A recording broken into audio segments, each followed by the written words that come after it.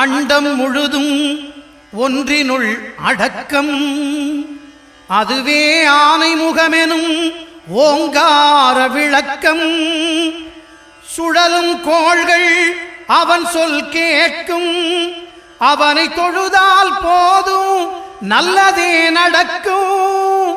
ஆனை முகனை தொழுதால் நவக்கிரகங்களும் மகிழும்.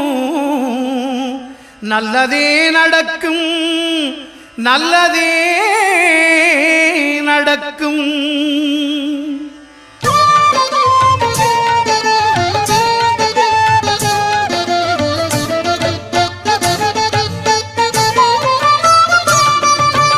ஒன்பது கோளும் ஒன்றாய் காண அங்கு கற்பகம் என்னும் கடவுளின் மெய்யில். ஒன்பது கோளும் ஒன்றாய் காண அங்கு கற்பகம் என்னும் கடவுளின் மெய்யில்